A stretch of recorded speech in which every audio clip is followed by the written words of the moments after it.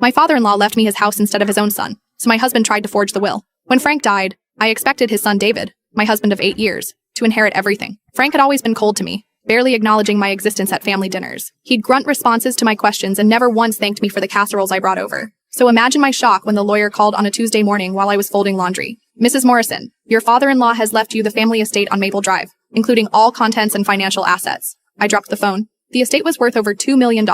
A sprawling Victorian house with 12 rooms, antique furniture, and Frank's classic car collection. David was in the kitchen when I told him, stirring sugar into his coffee like he did every morning for 8 years. His routine was sacred. 2 cups, 3 sugar cubes, never cream. That's impossible, he said, his face going white. The coffee mug slipped from his hands and shattered against the tile floor. Dad would never leave you anything. He barely tolerated you. The reading is tomorrow at 2 p.m., I said, still processing the shock myself. That night, David paced our bedroom like a caged animal. There has to be an explanation. Maybe he was confused from the medications. Maybe someone influenced him. David, your father was sharp until the end. Sharp enough to screw over his only son? The next day, we sat in Mr. Henderson's mahogany-paneled office. David's hands were shaking as the lawyer read the will aloud with deliberate precision. To my daughter-in-law, Sarah Morrison, who showed me more genuine kindness in 8 years than my own son showed in 35, I leave my house at 1247 Maple Drive and all its contents, including my investment portfolio valued at $1.2 million.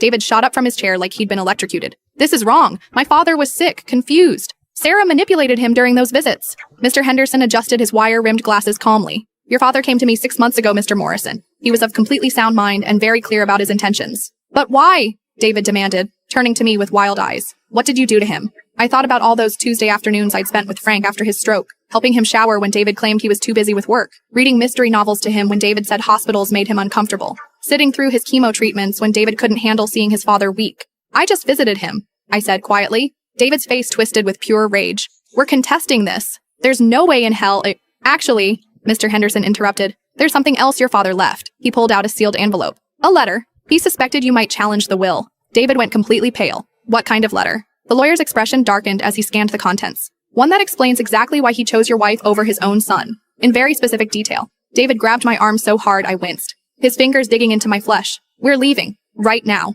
In the car, David was silent until we reached a red light on Main Street. Then he turned to me with eyes I'd never seen before, cold and calculating. You're going to sign that house over to me tomorrow. David, I don't think, or I'll make sure you never see a penny of any of it. I'll drag you through court for years. That night, I woke up at 2:17 a.m. to find David hunched over his laptop in the dark. On the screen was a PDF of Frank's will, with David's name carefully typed where mine had been. I couldn't fit what happens next in this short video. Watch the rest down below.